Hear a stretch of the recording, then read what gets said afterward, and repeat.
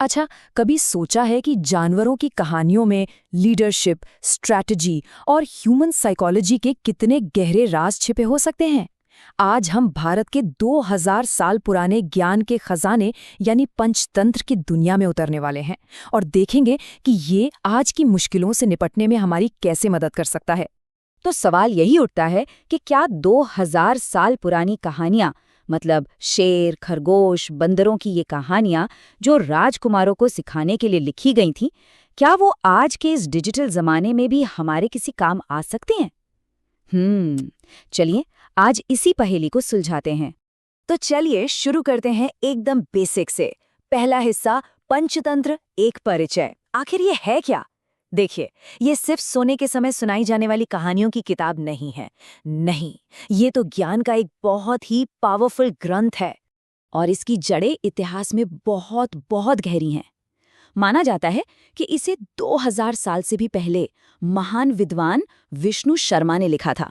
जरा सोच कर देखिए, ये ज्ञान उस जमाने का है जब दुनिया आज से बिल्कुल अलग थी, फिर भी आज भी उतना ही काम का है। कमाल है ना? देखिए, इसका मकसद सिर्फ एंटरटेनमेंट नहीं था। ये असल में उस वक्त के युवा राजकुमारों के लिए एक तरह की हैंडबुक थी। ये उन्हें कूटनीति, सही आचरण, जिसे नीति कहते हैं, और अपने कर्तव्यों को यानी धर्म को समझने में मदद करती थी। कह सकते हैं कि ये राज करने की कला और समझदारी से जीने पर एक मास्टर क्लास थी। अब आते हैं दूसरे हिस्से पर, ज्ञान की 5 किताबें। जो बात पंचतंत्र को सच में खास बनाती है वो है इसका स्ट्रक्चर। अरे, इसका नाम ही सब कुछ कह देता है। पंच मतलब 5 और तंत्र मतलब सिद्धांत। तो ये 5 मेन किताबों में बटा हुआ है और हर किताब जिंदगी के एक अलग पहलू पर फोकस करती है। और ये 5 किताबें जिंदगी के लगभग हर पहलू को छूती हैं। देखिए, सबसे पहली है मित्रभेद यानी दोस्तों का बिछड़ना, जो सिखाती है कि कैसे गलतफहमियां और साजिशें रिश्तों को तोड़ देती हैं। फिर है मित्रलाभ यानी दोस्त बनाना, जो दोस्ती और गठबंधन की ताकत बताती है। तीसरी है काकुलुकियम, जो कौवों और उल्लुओं की कहानी से वॉर और पीस की स्ट्रैटेजी समझाती है। चौथी लब्ध प्रनाशम, ये चेतावनी देती है कि जो कमाया है उसे गंवाना नहीं है। और आखिर में अपरीक्षित कारकम, जो बिना सोचे समझे काम करने के खतरों के बारे में आगाह करती है। तो अब आते हैं तीसरे हिस्से पर, दंत कथाओं से मिली सीख। बहुत हो गई थ्योरी, अब जरा कुछ फेमस कहानियों की दुनिया में चलते हैं और देखते हैं कि वो हमें क्या सिखाती हैं। असली मजा तो यही है। पंचतंत्र का एक सेंट्रल थीम जो बार बार सामने आता है वो ये है कि अक्ल बड़ी होती है भय से, मतलब बुद्धि हमेशा ताकत पर भारी पड़ती है। असली पावर मसल्स में नहीं बल्कि दिमाग में होती है। वो खरगोश और शेर वाली क्लासिक कहानी तो सबको याद ही होगी, है ना? एक छोटा सा चालाक खरगोश एक खूंखार शेर को ये यकीन दिलाकर हरा देता है कि कुएं में इसकी परछाई असल में दूसरा शेर है।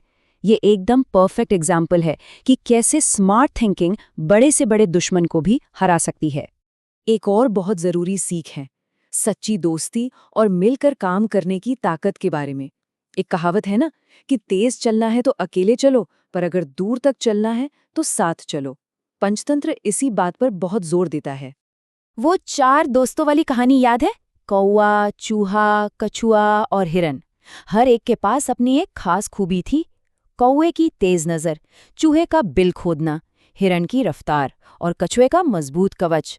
जब ये सब साथ मिल जाते थे तो किसी भी शिकारी को हरा सकते थे। टीम वर्क की ताकत का इससे अच्छा उदाहरण और क्या हो सकता है? लेकिन पंचतंत्र सिर्फ ताकत और दोस्ती की ही बातें नहीं करता। ये हमें एक बहुत जरूरी चेतावनी भी देता है कि आंख बंद करके भरोसा करने और जल्दबाजी में कोई भी काम करने से कितना बड़ा खतरा हो सकता है।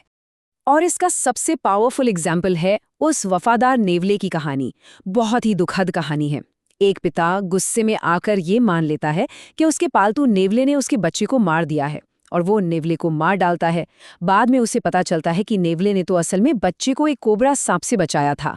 ये कहानी हमेशा याद दिलाती है कि जल्दबाजी में लिए गए फैसले कितने भारी पड़ सकते हैं। तो अब आते हैं चौथे हिस्से पर, जीने की कला।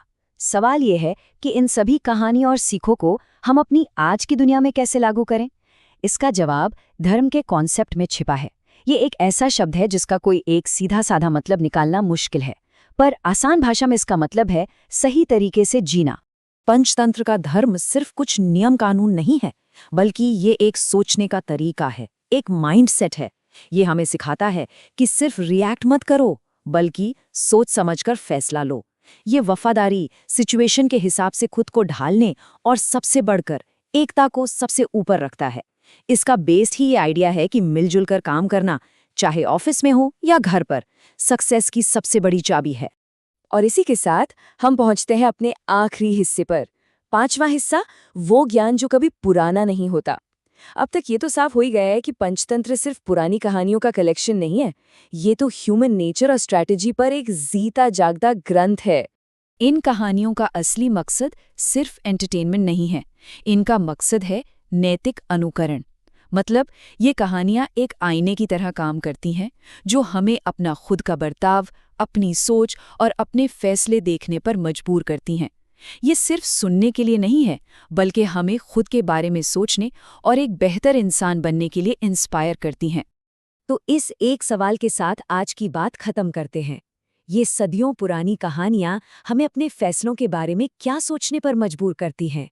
अगली बार जब किसी मुश्किल में पड़े, तो क्या पता एक चालाक खरगोश या एक वफादार नेवले की सीख ही वो रास्ता दिखा दे जिसकी जरूरत हो। सोचने वाली बात है ना?